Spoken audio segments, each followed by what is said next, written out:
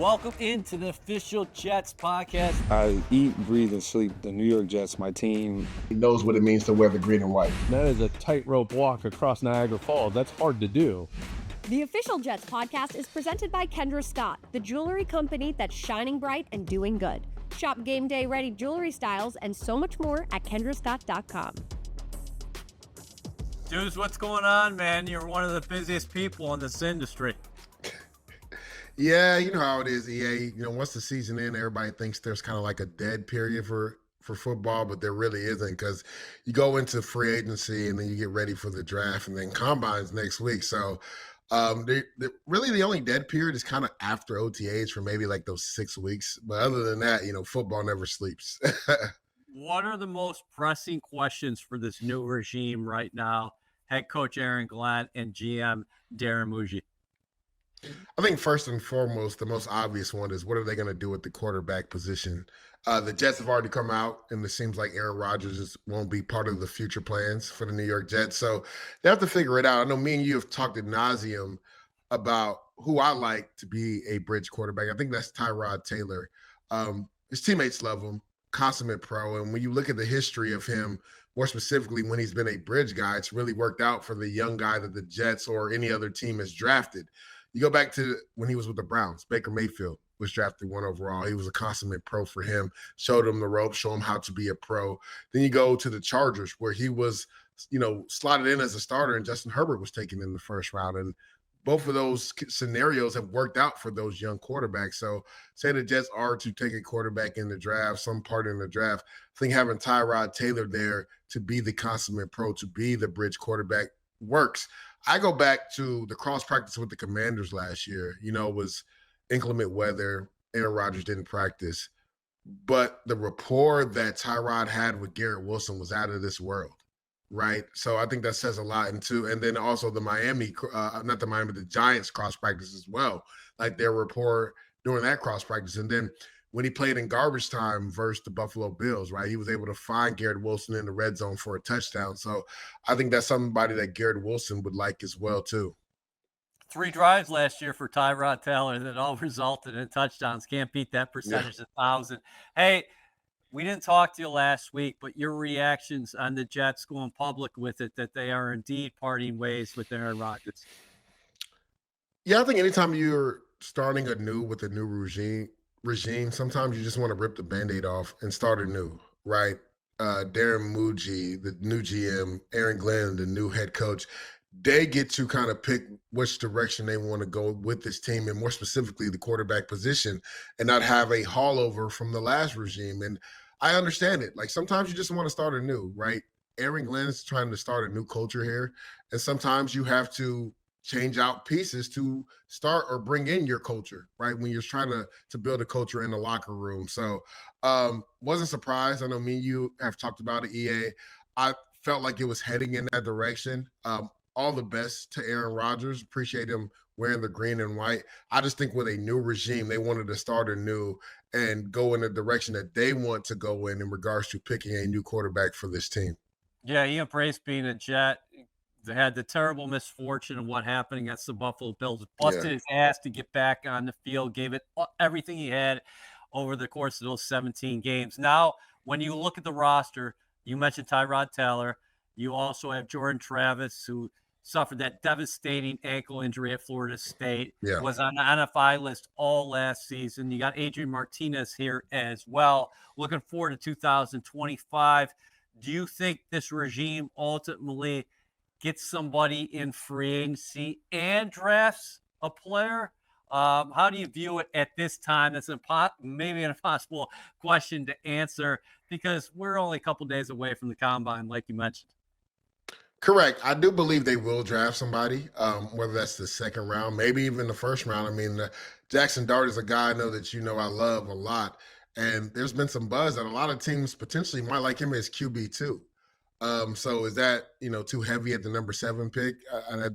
That's going to be up to Aaron Glenn and Darren Muji and their staff and all the work that they've done behind the scenes to make that decision, to make the right decision in regards to potentially taking a quarterback in the first or second round. Justin Fields is another guy that makes a lot of sense, I think. Still only 25 years old. So He's younger than a lot of these quarterbacks coming out in college right now, going into the NFL. So you talk about a guy that has experience, a guy that was 4-2 with the Pittsburgh Steelers last year.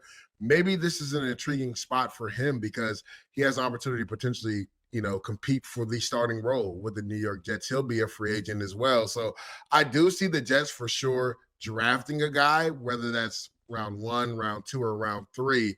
But I could also see them bringing in another veteran because Tyrod is only on, he signed a 2-year deal, so he's only got essentially a 1-year deal when it comes to playing for the Jets next year. So they could potentially bring in another veteran as well.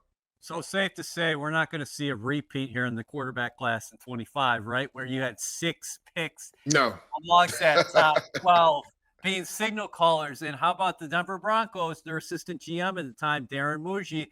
If you told us last February that the Broncos were going to take Bo Nix, I probably wouldn't have believed you. Yeah, I don't think you're alone in that sentiment. I wouldn't have believed you either. Now, if there was one team that I felt like the marriage worked perfectly for Bo Nix, it was with Sean Payton. And essentially that's who took him, right? Has a Drew Brees type skill set. When he was at Oregon, very high completion percentage, not really throwing the ball down the field, dinking and dunking, matriculating the ball down the field, uses athletic ability. And that's what Sean Payton did when he was with the Denver Broncos.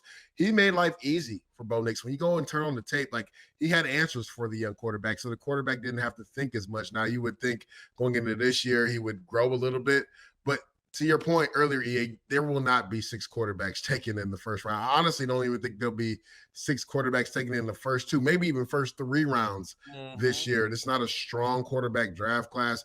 There are some guys that have high upside and high potential, but guys like that usually go in the 4th, 5th round. Give me some high upside guys, and we'll be talking about them in the weeks and months ahead. Yeah, Jackson Dart, a guy we talked about earlier, to me, when you talk about, you hear the cliche in locker rooms, like, I want a foxhole guy, a guy I can go into the foxhole with. That epitomizes what Jackson Dart is. He's a guy that's not going to be scared to stare down the rush and deliver an accurate pass. I mean, we saw it multiple times.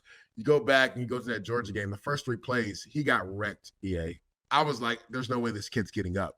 He not only got back up, but he led them to a win versus Georgia, who was, I believe, the number 1 or number 2 team at the time when they played them. So when you talk about a guy that is going to be ultra competitive, that is tough as nails, Jackson Dart has that. He has a good enough arm. I know a lot of people question his arm strength. You see it on tape. He has a good enough arm.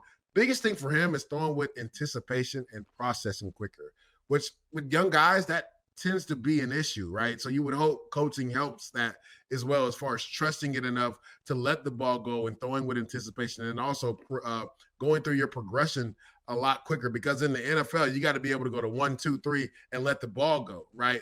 And he struggles with that at times. But again, I think with coaching, he can really help. That can really help his area too. I mean, the most gifted thrower without a doubt is Cam Ward. I mean, this guy has arrogant arm talent, literally like arrogant. And sometimes it's to his detriment because he really feels like he can make any throw on the field. I know a lot of people will have some comparisons to Patrick Mahomes, especially when he was coming out of Texas Tech, because that's how Mahomes was.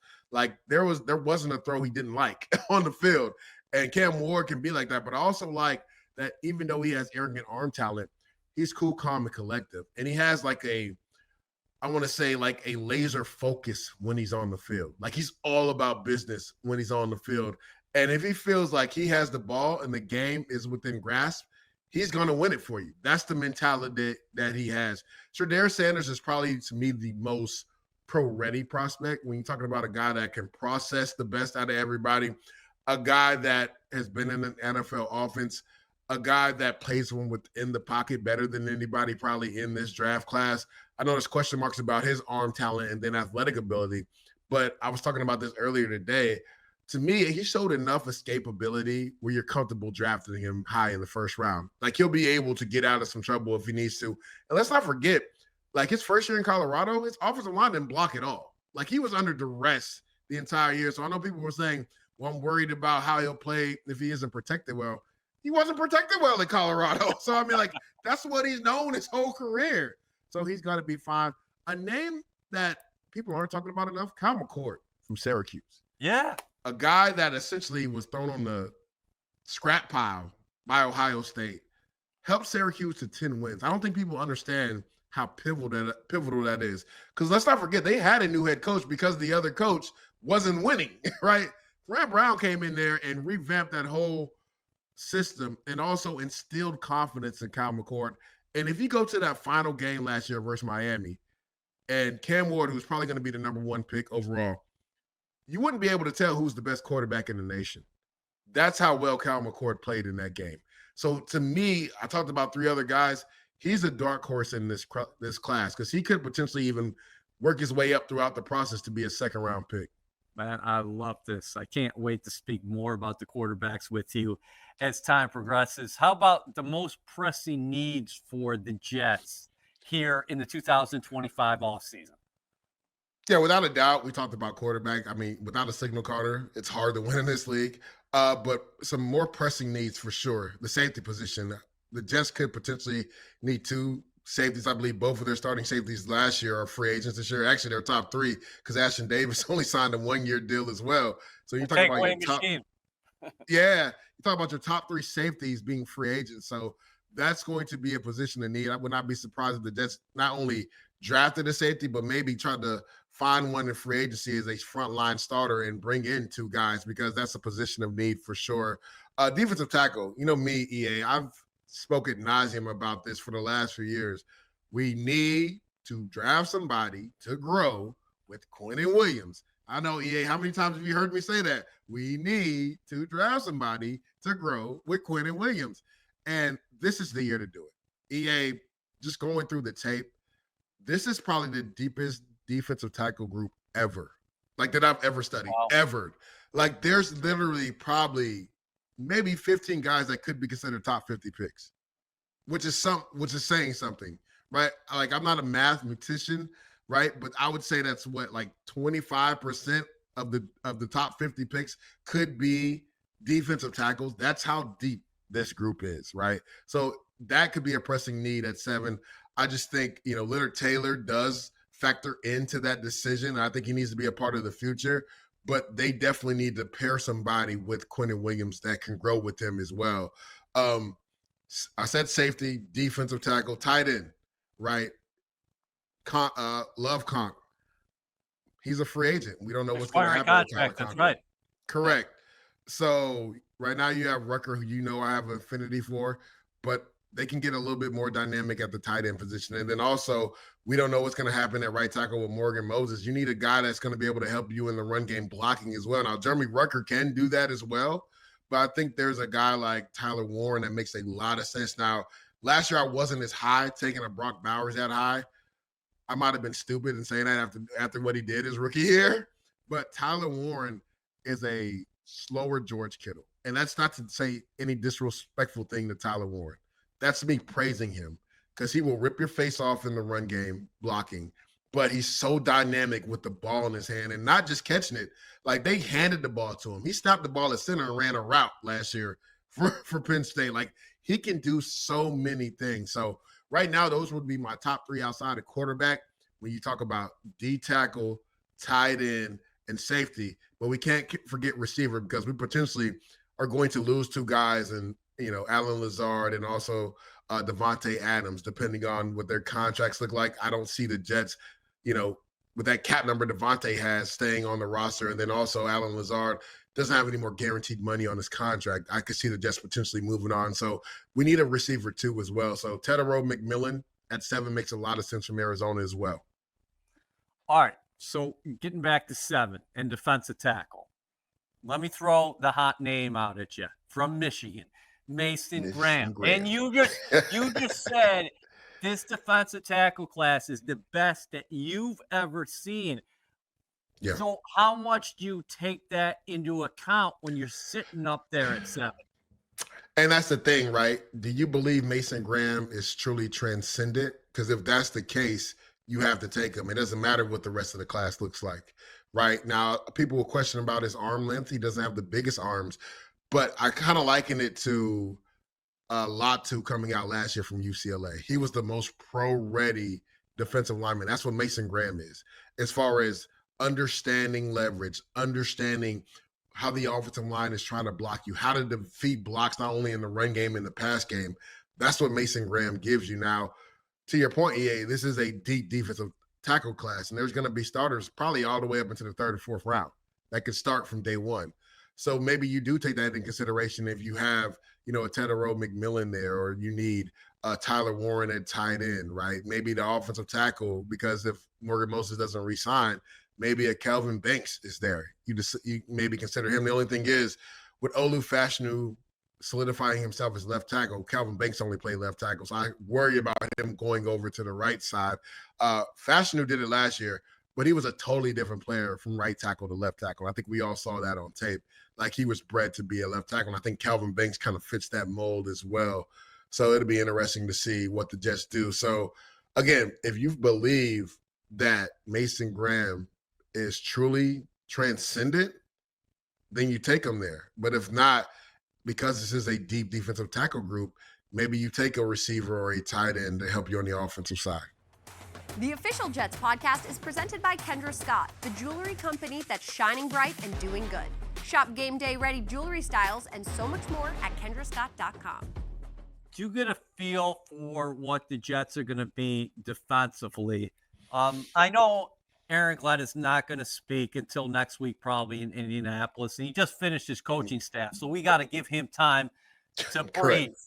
But just looking at his history as a play caller, maybe in Detroit, and then looking at Steve Wilks' career as a coordinator and as a play caller, and then matching it up with the Jets personnel, do you get a sense of what they're going to try to do on that side of the ball? Pressure. Like, him and Aaron Glenn were one of the most higher rated pressure guys as defensive coordinators in the league.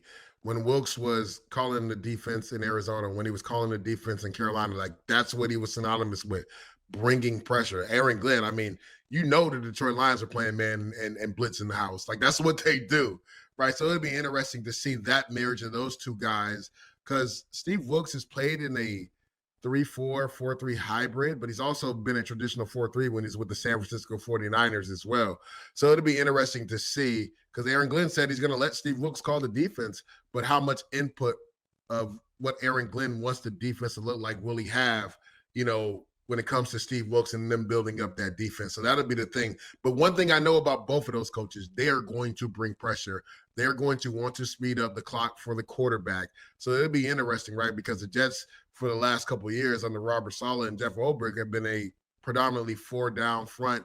We're going to let our defensive line get after you. Right now, Ulbrich switched some things up and started adding more pressure towards the end of the back year last year. But traditionally, right, this is a team that is built off its 4-man rush. So it'll be interesting to see that marriage between the current players we have, who we add, and then also Steve Wilks and also Aaron Glenn and their marriage and how they want this defense to look like.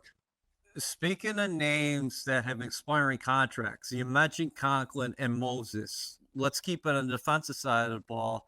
Your thoughts on Jamie Sherwood, the team MVP from last year with an expiring contract, and DJ Reed as well, because you spoke rightfully so about the need at the safety position. DJ Reed set to hit the market possibly. You got Quantez Stiggers here, JBC, and a couple other young guys. And another name that we haven't brought up, Brandon Echols. He's going to be a free agent too. And he's been our third corner for the last 3 years. And he's been productive every time he's been in the start lineup. I don't think enough of Jet Nation is talking about him being a free agent, because obviously DJ's the big name, and rightfully so. He played at a Pro Bowl level last year, and he's going to probably be the top corner in free agency. Sometimes EA is just best to hit the market at the right time, right? If you're DJ Reed. Now, it sucks for us, right? Because I would love to have him back. And I think he would love to play for Aaron Glenn, because they kind of mold each other in how they play. Like, they were both undersized corners who a lot of people didn't have a lot of faith in, even though Aaron Glenn did go in the first round. DJ Reed, I believe, went 4th or 5th round. But the feistiness that they both played with, the tenacity, right? They both had really good rundown speed as far as recovery speed. DJ Reed used to be a punt returner, AG return kicks, right? So, like, I know that DJ Reed, a lot of people at the end of the season were like, no way he's coming back. But I think when Aaron Glenn got the job, it kind of lent itself to DJ Reed thinking, like, you know what? I would love to play for him. Now, obviously, as a player, you want to maximize your years. You want to get the most money possible. So DJ's probably going to be the top corner on the board. But Brandon Echols is a guy I think the Jets should really take a hard look at bringing back, because anytime he was thrust into action, he was productive. Like, one thing he does is take the football away. Like, the ball gravitates to him. I know we were talking about Ashton Davis earlier, but same can be said for Brandon Echols. Like, anytime he's in the game, the ball gravitates to him. So, like, corner on the low is an underlying need, like a kind of major underlying need, because I love Stickers. Played some spot duty here and there last year. Are you comfortable enough going into the season saying he's your CB2 off the rip? You still have Michael Carter there. I think Brandon Nichols makes a lot of sense bringing him back. The Jamie Sherwood one, people aren't talking about enough. He's going to have a major market. He led the NFL in solo tackles with 98. And I told you all last year, DA, I was like, the speed that he plays with, right? You can see the transition from safety to linebacker by the way he plays. And the crazy thing is, he was kind of learning on the job here, because his first couple of years, he's more of a special teams maven, backed up CJ and Quincy, who rarely missed any time, right? So he didn't play that much. And teams come out predominantly in 11 personnel, which is 1 back, 1 tight end, 3 receivers. So we're in nickel a lot, right? So he didn't play a lot his first 3 years. And then CJ gets banged up this year, and boy, did he take off. And I knew he would take off. Talking to Robert Saleh, he was like, he's one of the smartest kids he's ever been around, right? He said this like his second year playing for the Jets. Jamin Sherwood's going to have a nice market. I think the Jets got to do whatever it takes, because he's only 25 years old. Like, guys that are that young that can be building blocks for you, you don't let them out the door. But he's earned every right to test the market and see what he's going to get. But again, that's a guy you don't want to let leave and walk out the door. He's another unique dude, because he brought it physically when he got his opportunity. Unfortunately, when CJ Mosley went down last season, but he just has it too in terms of his approach every day. The guy, off the field, he's going to be doing the right things, and he play out. You don't got to worry about what he's going to be doing, because he's doing it full steam ahead, sideline to sideline, guys all over the place. For sure, exactly. And I think that's what separates him, like the speed at which he plays with. And the way you're able to play at that speed is because you're doing the work throughout the week. The film study, right? Understanding concepts, understanding blocking schemes. You're able to play that fast and have 98 solo tackles because you've put the work in throughout the week to know what the team is going to run. And once you see something, you're not gun shy. You hit it downhill. So, again, I think teams are going to look at him saying he's got his best football ahead of him, because this was his first year as a starter, and you saw what he did. He played at a Pro Bowl type level. So, like, again, he's going to have a nice size market. But if I'm the Jets, there's no way I let him out the door. Dudes, I got to get your thoughts on Jermaine Johnson taking to social media of late saying, to be honest, y'all, let's stop all the hate and buy-in, even as fans. It doesn't help anyone being surrounded with negativity. I get it. I've been here 3 going on 4 seasons now, and I want to change too. But you have to take what you want and make stuff, I put that parentheses, happen. So I just ask as fans to just buy in and surround the team with positivity and blind faith, because that's what I'm doing. I know the negativity is coming from a place of passion for the team. I get it. I'll do all I can on and off this field to turn things around. I know it's the New York media and all, and it's supposed to be tough, but let's just buy in and say, F it. It's a new year with the new front office and coaches. Let's go. Why not? Can't hurt, right? Negativity can, though. Just a thought. That's why I love that guy. That's why I was beating the table to draft him when we did 3 years ago. True leader on the field. And I think the Jets sorely missed his energy and his leadership last year, more specifically on the defensive side. But he's right. I mean, EA, I can't tell you how many times I was on X, Twitter, whatever you want to call it. And a lot of the fans were just upset with the Rodgers, because it felt like it was a split decision when it came to the fan base, when it came to Aaron Rodgers, right?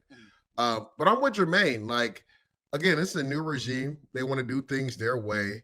Sometimes you got to start anew and rip the Band-Aid off. Like you said, EA, unfortunate what happened to Aaron Rodgers after only 4 plays with the Buffalo Bills. Played, obviously, through some injuries last year and gutted it, started playing some really good football towards the end of last year. But at the end of the day, it's a production business. And when you win 5 games, a lot of times when a new regime comes in, they want to start anew. So why not just get behind the teams? At least give it an opportunity for Aaron Glenn, for Darren Muji to have a set plan and execute it before you're already willing to, sell the ships, right? So I'm with Jermaine 100%. Like, again, I get it, right? I've lived it with you guys. Like the last time we had a winning season was when I was there in 2015. So trust me, I'm with it. I'm in it with you guys. And I believe in what Jermaine is saying. Like, let's just lock into this season. Because, I mean, we've seen it time and time again. A lot of people thought the Buffalo Bills were going to be in a rebuild last year. They go to the AFC Championship game, right? They change coaches for the Chargers. Harbaugh comes in. Nobody knew who their offensive weapons were going to be. They go to the playoffs, right? You just never know, right? The Denver Broncos, another perfect example, right? After losing Russell Wilson, not having any cap money because of Russell Wilson's deal, they draft the quarterback in the first round and they go to the playoffs. So just let things play out, right? And then we'll decide after that. But again, no need for the negativity this early in the process because the plan hasn't even been laid out. Like you said, Aaron Glenn literally just created his staff, which, again, I thought he hit a home run on a lot of those pickups. I think getting Steve Wilkes, a guy that has head coaching experience, especially for a first-year head coach, is going to be big. He can lean on Steve Wilkes because he's done it not only at Arizona, but he was the interim coach with the Carolina Panthers. So that's somebody you can lean on. I think Chris Banjo was a home run pick, a guy I used to love to see compete when I played when he was at the Arizona Cardinals. I thought that was a home run pick. Tanner Engstrand, a guy that was the passing game coordinator who was under Ben Johnson with the Detroit Lions. And I think bringing in Scott Turner, a guy that's been a coach for 14 plus years, whose call plays makes a lot of sense because now Tanner Engstrand can lean on Scott Turner, right? So, like, I thought Aaron Glenn did a masterful job of putting this staff together. And I think one of the biggest keeps, right, because he was on the staff last year, was Sean Jefferson. Yeah. Obviously, Garrett Wilson loves this guy. And I haven't heard one player say anything bad about Sean Jefferson. I've had the privilege to go to many training camp practices there at One Just Drive, and just the energy that he coaches with, it's infectious. And I'm glad that Aaron Glenn, kept him on staff. So we'd be remiss if we didn't ask you about one of Darren Mushi's hires, senior personnel advisor, former Leger Douzable colleague, Rick Spielman. What are the Jets getting at Spielman? Oh, man. I told Rick the other day, EA, like, I can't wait to get to One Jets Drive when you're there and just come in your office and mess with you, right? Like, my coworker from CBS left us high and dry over here, but I'm not mad because he's going to be with my Jets. This is a guy that was a former GM. He's had so many hits. Let's not forget, this is the guy that drafted Justin Jefferson, just to put it into perspective for everybody out there. He's been a really good personnel guy. I always love our tips when it comes to the draft in regards to how we see prospects. A lot of times we're on the same page, but every once in a while, me and Rick are not on the same page. But he's a guy that is going to be a sounding board for Darren Muji and also Aaron Glenn, who has a background in being a pro scout as well. So he's there to be a sounding board for them. I thought that was a great hire, especially for a first-time head coach and a first-time GM, to have somebody in the building that's done it at that level and has had some success at drafting and bringing in players via free agency in Minnesota. I thought that was a no-brainer. And he was a guy that was pivotal in the hiring of Darren Muji and Aaron Glenn as well. What are you most looking forward to as far as the combine? When you go there, what is your focus? Because so many different things are happening there during the week. Yeah, I'm not the biggest guy when it comes to the on-field like 40 times and bench and all that stuff. Now, again, for defensive linemen, in regards to, I'm trying to see traits when it comes to the on-field, like bag drills and stuff like that, because you can kind of see some traits. But you know what I like the most, EA? Talking to the players, right? Because you get a temperament of who they are. Now, again, it's a lot different in the combine because it's not like the Senior Bowl where you get to see them for like 2 or 3 days and how they interact with their teammates and everything. Like during the combine, we'll probably get like 10 minutes with each player. But it's good just to see like their temperament and how they carry themselves during interviews, how they interact with just the staff that are out there in Indianapolis. Because you know this EA is like a long walkway you walk through to get to where the media is and everything. And how are you treating the staff that are there at the convention center, right? How are you acting during the interviews? How do you carry yourself? Like these are all things that I'm looking at for these players, because this is the biggest interview of their life, where they get to talk to all 32 teams. They're going to go through so much medical things when they're there, as far as so many tests to make sure everything is copacetic with their bodies. But to me, it's their temperament. That's what I'm going to watch the most. And then again, like the on-field things are bigger for me than the actual 40 time. Like I think people just get too caught up in the 40 time too often. Some of the agility drills are big too, because those kind of translate to what you can do athletically. But as far as running in a straight line, it's like in football, you're never running in a straight line barely. Maybe as a receiver on a go route, but even then you're setting up the go route to run past somebody. So like, yes, the 40 is quote unquote important, but that's the last thing I look at. I call it the underwear Olympics, right? I watch the game film, and then also how the temperament of the player is. That's the biggest thing for me, especially when they're out there competing in agility drills. And even if you don't test well, in the weeks ahead, you're going to have your own pro day. So you're going to be able to either stand on that score, or stand on that lifting amount, or stand on what you did in terms of some of those drills, or you can just repeat that. And I know I'm oversimplifying it a little bit, but my thing is, it's an opportunity. If you don't want to take it, you don't have to take it. If you're going to be selected in the top of the first round, and that's what your agent's telling you, but you got nothing to lose either, because you still can go to your pro day and take care of business there as well. Yeah, it's always interesting to see what agents and players decide to do with the combine, because I know you said you can always like fix what you did in the combine at pro day, but sometimes if you're athletically limited in a certain area, you can't fix it. It is what it is, right? So like that's why we've seen more and more lately guys not competing at the combine. Like Marvin Harrison Jr. decided to do nothing at the combine, right? He's like, I'm gonna get ready to play football because that's what you're gonna pay me to do. We've seen at times quarterbacks not throw and only throw at their pro day. It'll be interesting to see if Cam Ward and Shedeur Sanders actually do throw at their combine, or whether they feel more comfortable throwing with guys they've thrown with all year long at the pro day, right? That's always a little gamesmanship when it comes to the quarterback position as well, right? Will certain defensive linemen that are probably going in the top 10, will they run, right? Will Abdul Carter do anything? Because right now he's the number one prospect on most people's draft boards, him and Travis Hunter. Like, how much will they do? Will Travis Hunter do receiver and corner drills? That's another thing to think about, right? If he's going top 5, does he need to go out there and do that, or does he just do it at pro day, right? So these are the things that we'll be watching throughout this process of the combine. And again, it seems like the players have started to shift the power more on their side, and they've done less at the combine as the years have gone on. Yeah, ultimately, you're a guy that lives in the film room. I say the tape doesn't lie. If you were productive, you know me, it's all about the tape. If you were productive in college and you played against some of the best players at that level, I think you're probably going to be productive in the National Football League. And if you went to a small school, you just saw a lot of those guys down in Mobile already. They competed. A number of those guys made money for themselves already by the performances they just put forth there at the Senior Bowl, out there in Pets. Yeah, two guys that come to mind, I'm glad you brought this up. Gray Zabel from North Dakota State, who played left tackle there. He literally played all 5 positions at the Senior Bowl, took snaps at center.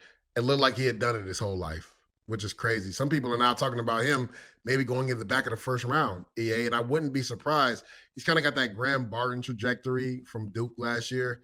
He was a guy that played tackle, played guard, played right tackle, played center, and now he's a starting center for the Tampa Bay Bucks. A lot of people compare him to a former Bison and Cody Mott, who's also with the Tampa Bay Buccaneers and starting at guard, because when he came out at the Senior Bowl, he was a left tackle and then played all 5 positions as well. So he's a guy that was at a smaller school that showed that the the uptick in competition wasn't going to deter him or slow him down. Another guy, Mike Green, who I love. I mean, I've been the biggest Mike Green fan. I was blessed to call one of his games this past year. He's a dude. The biggest question with him, everybody was concerned about, was weight, because I think sometime in the spring he weighed like 235, and I kept telling everybody, I interviewed this dude. He was looking eye to eye with me. There's no way he's 235. Well, he weighed in at 251 at the Senior Bowl and ran through Josh Cornley there, who's going to probably be a first-round tackle from Oregon. And after 2 days of practice, he did everything he needed to do, and he left Mobile. So he's a guy that people were talking about at the back of the first. People are saying top 10 now for Mike Green, and he might be edge guy number 2 in this draft class. Pass rushers don't grow on trees, Deuce. They don't. And special ones like him who work at it, who set up their moves like chess players. He has a game that's kind of like Latu as well. He has a bevy of pass rush moves.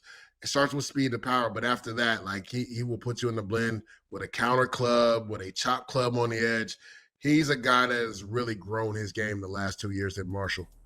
Hey, man, enjoy your travels coming up, and then I'll see you in America's Heartland. Oh, yeah. Can't wait to get to Indy.